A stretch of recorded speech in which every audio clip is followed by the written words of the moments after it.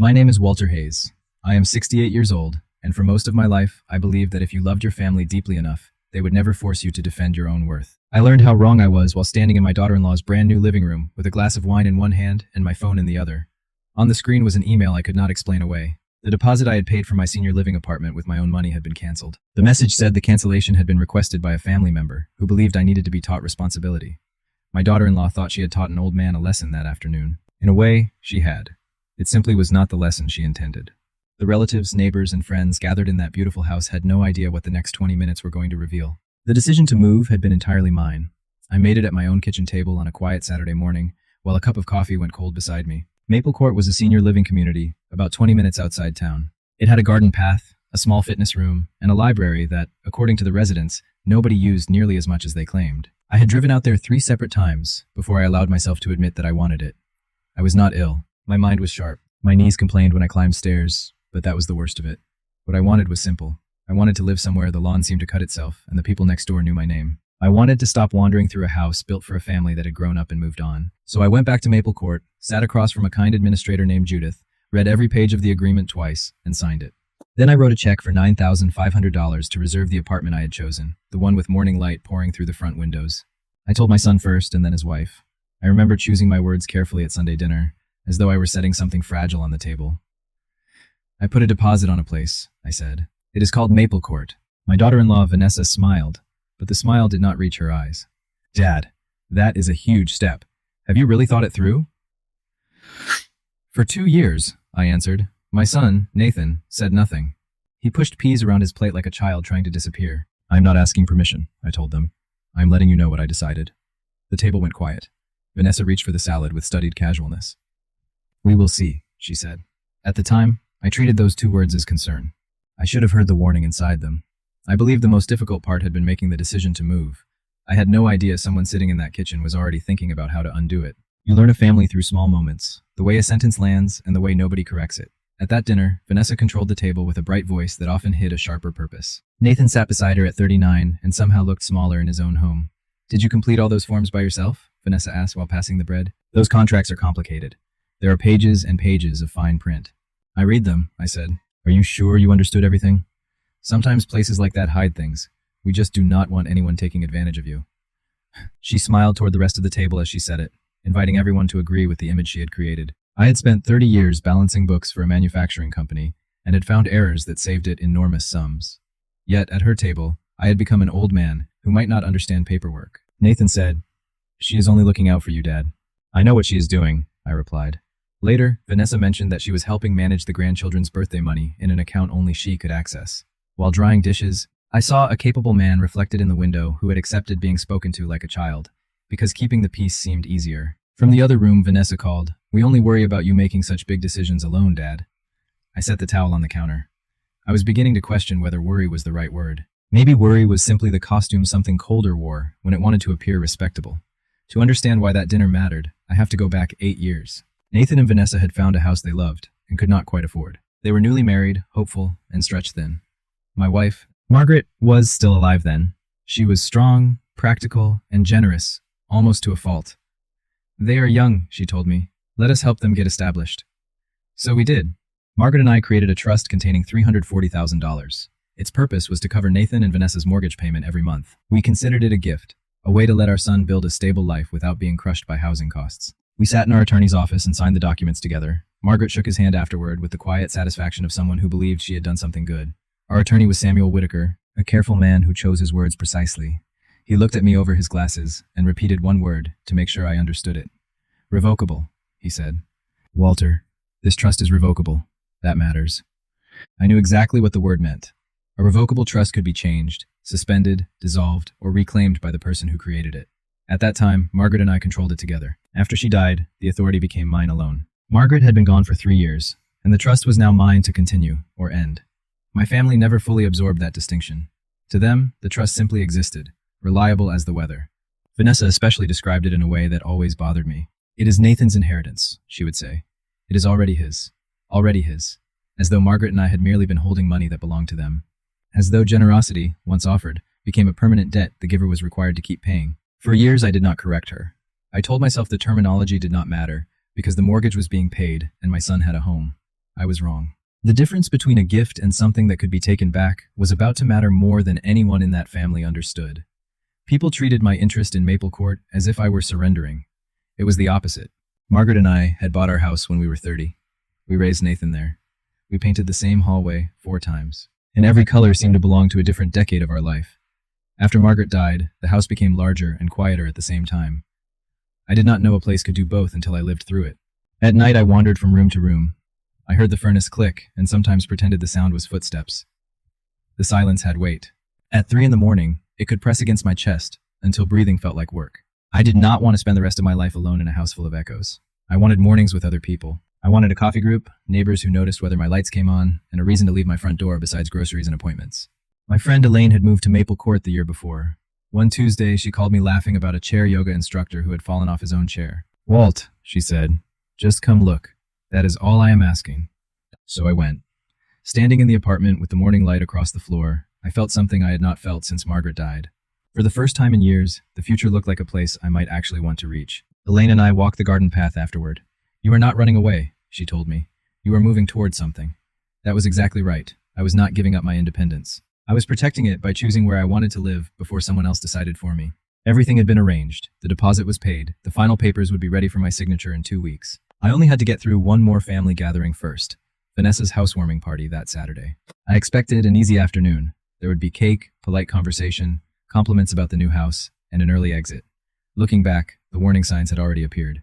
I simply read them as kindness, because that was easier. Vanessa began asking questions, not at dinner where Nathan could hear, but during quiet moments when we were alone. She asked while I rinsed a cup in the kitchen, and again while driving me home. "What is the place called?" she said. "Maple something?" "Maple Court. And you already paid the deposit?" "Yes." She kept her eyes on the road. "Whose name is the reservation under?" "Mine," I said. "Who else would it be under?" She laughed lightly. "No reason. I am just curious. Could you get the money back if you changed your mind?" "I am not changing my mind. But, hypothetically, could you?" She glanced at me and softened her voice. "I only want to make sure you are protected, Dad." I explained the cancellation policy. The deposit could be refunded, minus an administrative fee, if the reservation was canceled in writing or by phone. I gave her that information freely because I believed I was speaking to a daughter-in-law who cared about me. At the next red light, she picked up her phone and typed something. I assumed it was a grocery reminder or a note to herself. "You are sweet to worry," I told her. "That is what family is for," she replied. She dropped me at my front door, waved warmly, and drove away. I went inside and never considered the conversation again. Why would I have? Without realizing it, I had handed her every detail she needed. She knew the community's name, that the reservation was in my name alone, and that a phone call could trigger a cancellation. The public number was easy to find. I had given her the map without making her ask twice.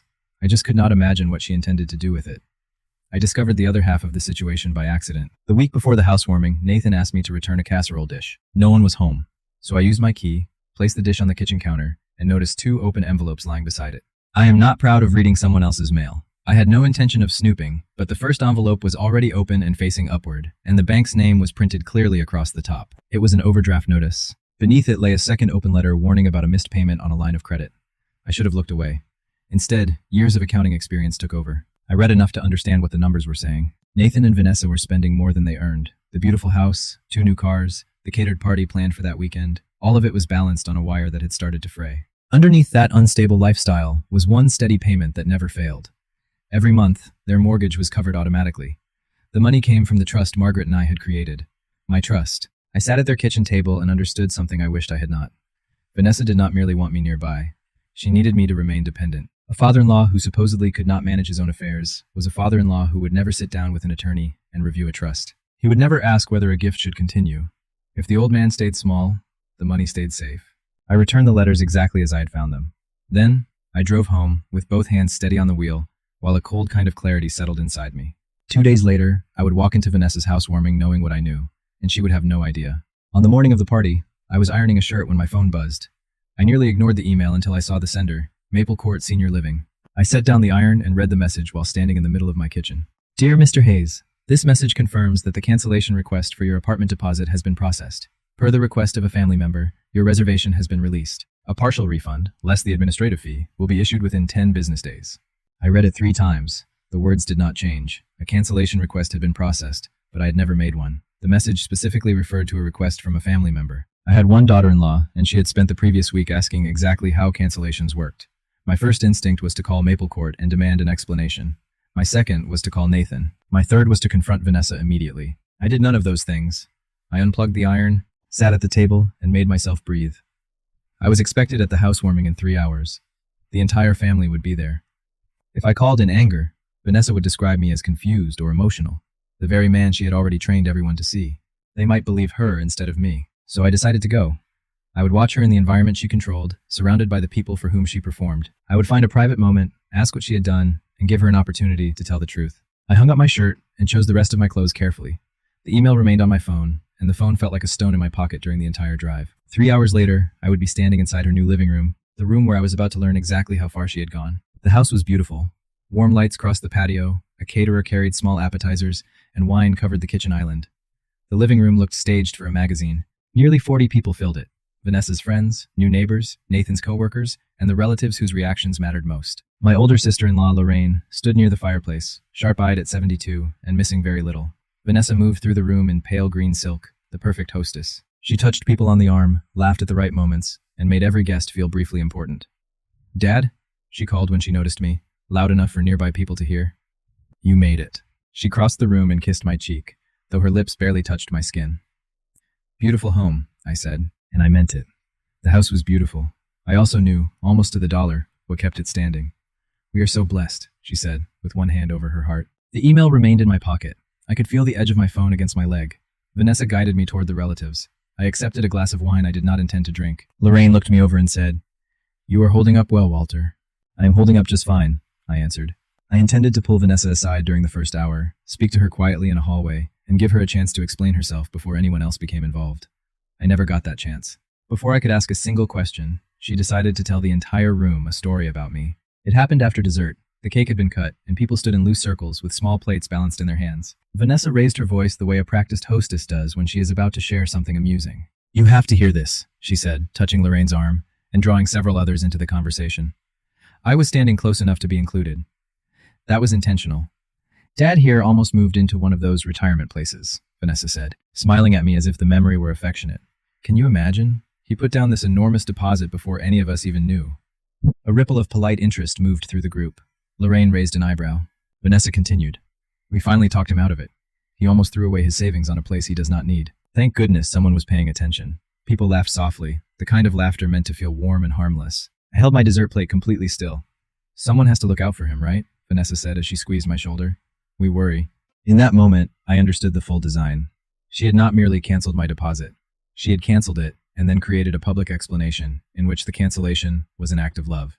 I became the reckless old man making foolish decisions, and she became the attentive daughter-in-law who had saved me from myself. She was telling the story to a room full of people while I stood inside it without a voice. A woman I had never met patted my arm. "You are lucky to have her," she said. "Aren't I?" I replied. My voice was calm. Inside me, something that had been bending for 9 years quietly finished breaking. Vanessa wanted an audience for my smallness. She was going to have an audience, but not for the story she had planned. I excused myself, walked down the hall as though I were going to the powder room, slipped through a side door, and stepped into the dark edge of the patio beyond the string lights. Then I called Maple Court. It was Saturday, but the community maintained a weekend line. Judith answered. She was the same patient woman who had walked me through the contract. "Mr. Hayes," she said. "Hello. We were sorry to lose you." "Judith, I need to understand something. I received an email this morning saying my deposit had been canceled.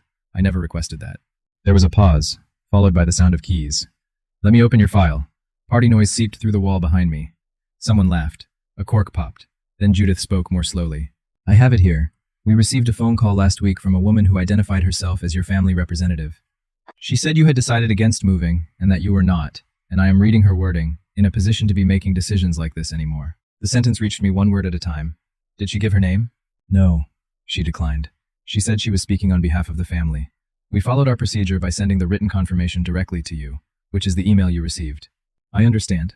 "Mr. Hayes, may I be honest? The way that woman described you concerned me. I am relieved to hear your voice. You sound completely clear." "I am completely clear," I said. "Thank you, Judith. You have been very helpful. I understand exactly what happened now." I ended the call and stood alone in the dark. I expected grief to come. I expected the heartbreak of realizing that someone who called me Dad had spoken about me that way to strangers. Instead, there was only stillness. My hands did not shake. That was when I understood that I had moved beyond sadness. What remained was something I could use. I stayed outside longer than necessary because I was thinking about Margaret. Near the end of her life, when her mind was still sharp, even though her body was failing, she had watched people with an unusual clarity. Once, after seeing someone take advantage of a friend, she told me, "Generosity without respect is only another way of being used. Do not forget the difference, Walt." I had nodded then, without fully understanding. Standing outside Vanessa's house, I finally did. This was not really about $9,500. I could replace the deposit the next morning if I chose.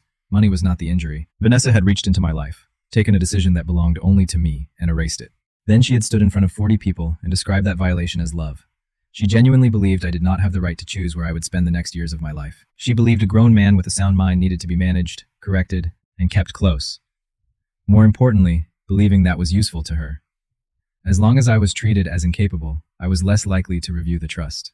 As long as I stayed small, her financial safety remained untouched. Margaret and I had given out of love. Vanessa had begun treating that gift like an entitlement.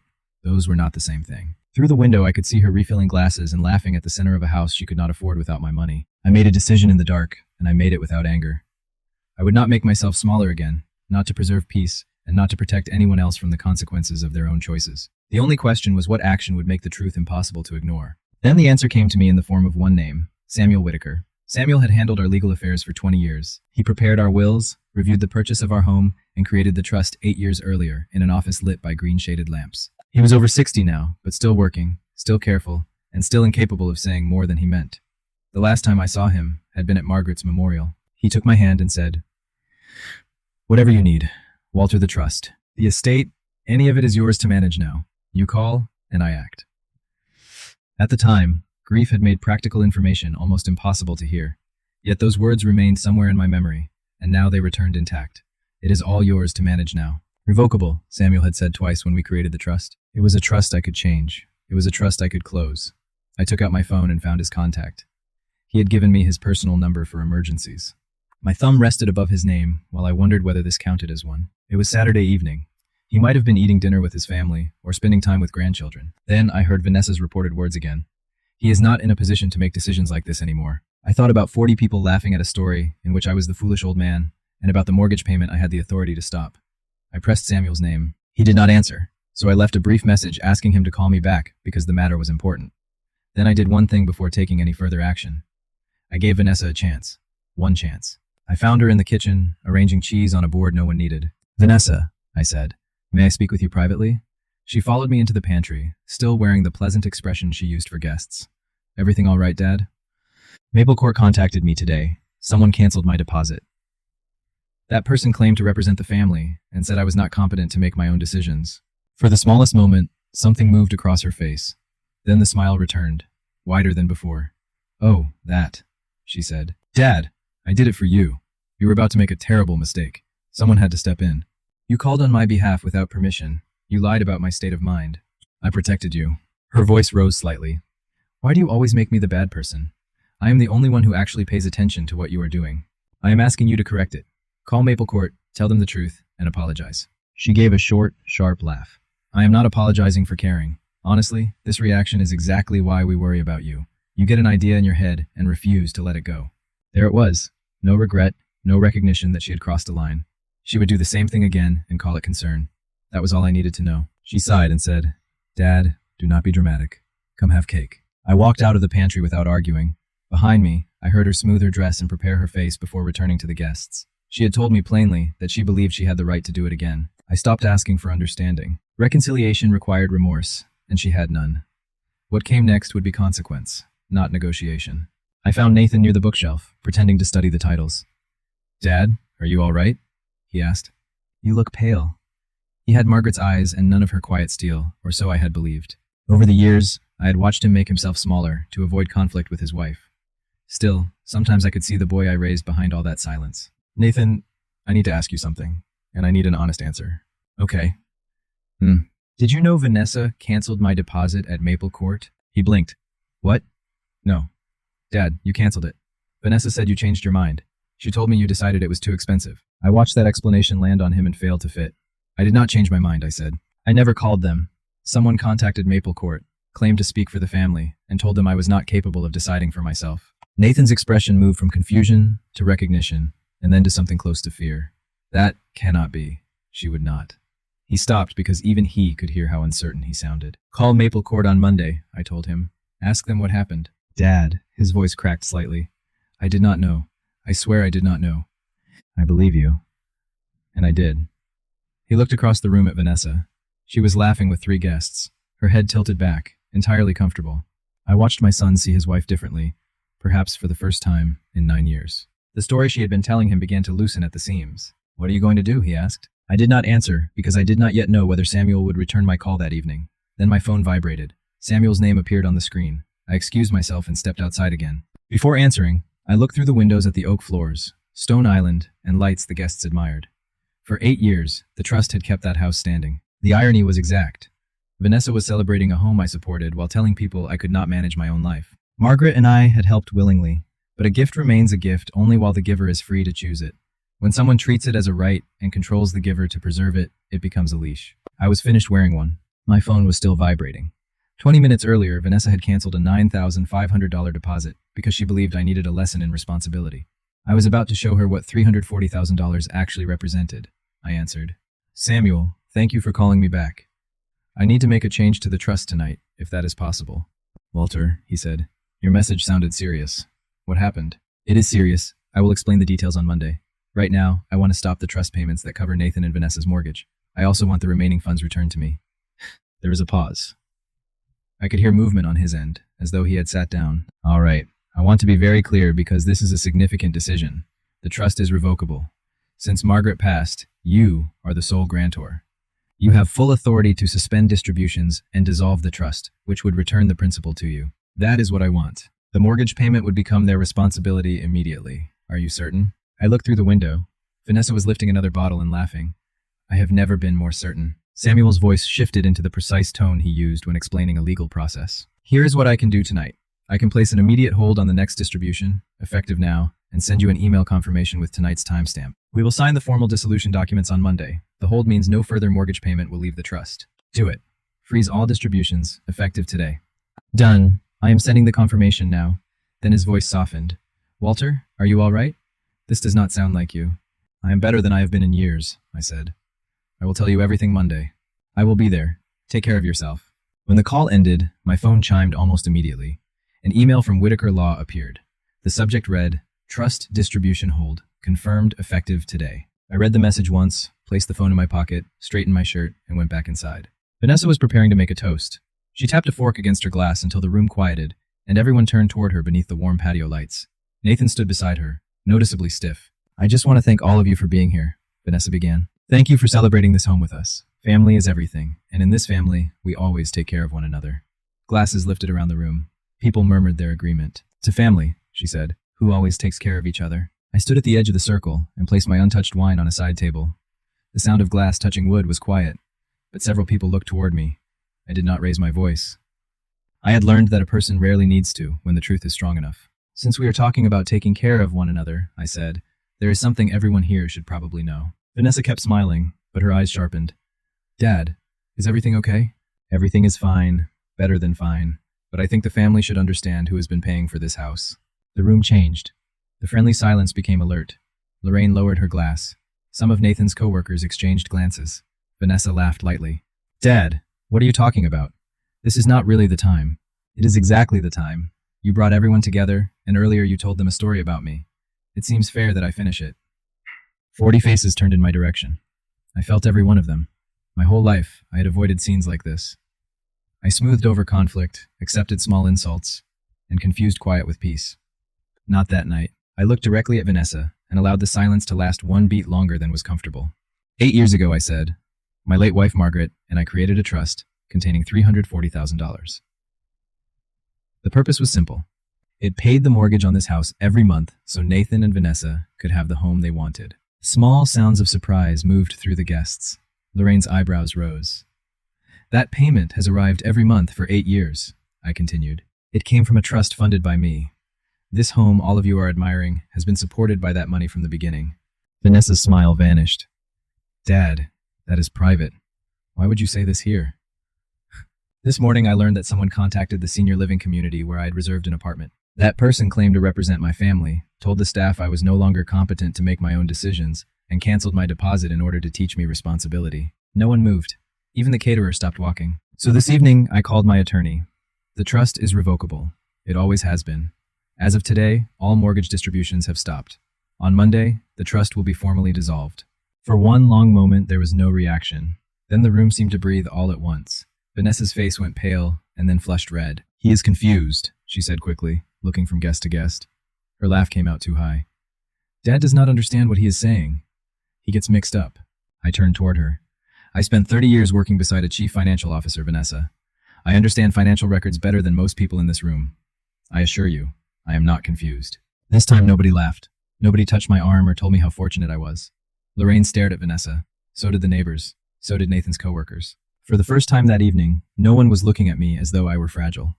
They were looking at her. Lorraine spoke first. She had never been comfortable allowing an unanswered question to sit in a room. Vanessa, did you cancel Walter's deposit? Did you call that community and tell them he had lost the ability to make decisions? That is not what happened. It was not like that. I was helping.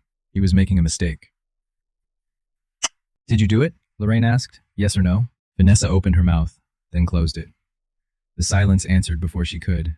Nathan stepped forward. My son, who had remained quiet through years of these moments, put down his glass and faced the room. His voice shook, but he spoke. She did. Dad told me someone called Maple Court pretending to represent us and said he was not capable of deciding. Vanessa told me Dad changed his mind. She said he canceled because it was too expensive. He looked at his wife. You lied to me. You lied about my father, and you repeated the lie tonight in front of everyone. Nathan. Vanessa reached for his arm. He stepped away. You told strangers my father could not think for himself. Then you told me he made the decision. You lied to all of us. The performance ended because there was nowhere left for it to stand. Vanessa searched the room for an ally and found none. The bright, friendly faces had turned guarded. Neighbors looked down at their plates. Lorraine slowly shook her head. Someone near the doorway murmured that it was probably time to leave. Within minutes, people began gathering coats. Their goodbyes were brief and did not quite meet Vanessa's eyes. I expected triumph after years of being diminished. Instead, I felt only clean relief, like opening a window in a stale room. For the first time in 9 years, my family was not looking at me as though I were made of glass. They were seeing me. The house emptied quickly. Soon only Nathan, Vanessa, and I remained among half-full glasses, abandoned plates, and a cake with a single slice missing. With no guests left, Vanessa's polished expression disappeared. You are punishing us, she said, her voice rising. How are we supposed to pay the mortgage? Do you even know what that payment costs? We cannot do it. We will lose the house. You will pay it the way other adults do, I replied, with your own money. You cannot just take it away. It was promised. It was a gift. I never promised it would continue forever. A gift given out of love can be reconsidered when that love is answered with contempt. Contempt? I took care of you. You impersonated my representative. You told strangers I had lost my mind. Then you stood in this room and made me a joke. I let the words settle before continuing. You were willing to cost me part of a $9,500 deposit and damage my dignity because keeping me small protected your safety net. Her expression tightened. She did not deny it because, underneath everything, she knew it was true. I gave you a gift, Vanessa. I never gave you the authority to run my life. Nathan stood between us, pale and exhausted. Dad, is there any way we will talk, I told him gently. You and I. Not tonight. Vanessa sat on the arm of the sofa. The anger drained away and was replaced by genuine panic as the numbers finally became real to her. The mortgage, the new cars, the line of credit, and no trust payment beneath any of it. I picked up my coat. It is late, I said. I am going home. I walked to the front door of the house I had supported for 8 years. That was the last time I left it as the person responsible for keeping it paid. Then I closed the door behind me. On Monday morning, I sat in Samuel Whitaker's office beneath the same green-shaded lamps where Margaret and I had sat 8 years earlier. The dissolution papers were arranged neatly on the desk. You are sure? Samuel asked as he slid them toward me. It was no longer a legal question. It was a final courtesy. I am sir. I signed. The trust was dissolved. The remaining principal, $340,000, returned to an account in my name alone. The hold Samuel placed on Saturday became permanent. No future mortgage payment could leave the trust because the trust no longer existed. It is done, Samuel said. He removed his glasses and studied me. For whatever it is worth, I believe Margaret would have made the same decision. She had very little patience for people who mistook kindness for weakness. I know, I said. The numbers after that were easy to understand, and numbers had always been easy for me. Nathan and Vanessa's mortgage payment was $2,300 a month. They had never paid it themselves. Once the trust ended, that entire amount became their responsibility, on top of the car payments, the line of credit, and the financial problems I had already seen in the bank notices. I learned what followed in pieces over the next several weeks. They could not support the house, the cars, and the lifestyle they had built. Something had to change. I did not celebrate their difficulty. There was no pleasure in watching my son struggle, even with a burden he had helped create by refusing to face the truth. But I had not done anything cruel. I had simply stopped financing a life from which I was being insulted and controlled. I reclaimed what had always been legally and morally mine. The consequences were not imaginary or theatrical. They were measured, direct, and connected to choices Nathan and Vanessa had made. That week, I slept through the night for the first time since Margaret died. The quiet no longer felt like abandonment. It felt like room to breathe. Vanessa, I later learned, was not sleeping at all. Vanessa came to my house without warning the following Thursday. When I opened the door, I almost did not recognize her. The silk, the careful makeup, and the polished confidence were gone. She stood on my porch in a plain coat with swollen eyes and the exhausted look of someone who had not slept for days. "Can I come in?" she asked. I stepped aside. Once she was seated at my kitchen table, I made tea. That was what I had always done when someone came to my home in distress, even when that person had hurt me. For a while, she held the cup without drinking. Then everything came out at once. She and Nathan had decided to put the house on the market. They could not make the mortgage payment, not even for a single month without the trust. The bank had called. They were discussing returning the cars. The life she had displayed so proudly at the party was beginning to collapse under the weight it had always carried. Then she admitted what had been hidden beneath all that performance. "I was scared," she said. This time the tears were real. We were already drowning before the housewarming. The trust was the only thing keeping us above water. I thought that if you moved away and became more independent, you would start reviewing the money. I thought you might end the trust. She stopped and pressed both hands around the cup. "So I tried to keep you close," she continued. "I thought if you needed us, you would not make changes. I made it seem like you could not manage things because I was afraid of what would happen if you realized you did not need us." Her honesty confirmed what I already understood. "I know how terrible that sounds," she whispered. "It sounds exactly like what it was," I replied. I felt the old instinct to soften the truth and solve the problem, but I did not rescue her from the meaning of her own words. "I do not enjoy what is happening to you," I told her. "I want you to understand that. I take no pleasure in your fear. But respect is not optional in a family. It matters more, not less, when money and dependence are involved." She looked up, waiting for some sign that I would restore everything. "You destroyed your own safety net," I said, "because you were trying to make sure I could never choose to remove it." She had no answer. The truth did not need another argument. Nathan came to see me alone that weekend. He sat in Margaret's old chair, a chair he had avoided since her death. For several minutes, neither of us spoke. "I have been thinking about the last 9 years, he finally said. "Every dinner, every time Vanessa spoke over you or answered for you, every time she described you like you were not in the room, I kept telling myself it was easier not to challenge her." "It was easier," I said, "for you." He flinched, then nodded. "Yes, it was easier for me. I should have defended you years ago. The first time she called you confused, I should have stopped it." "Yes," I said. "You should have." I did not soften the answer. Nathan did not need protection from that truth. He needed to hear it plainly, just as I had needed Margaret's plain words years earlier. "I am not leaving her," he said after a while.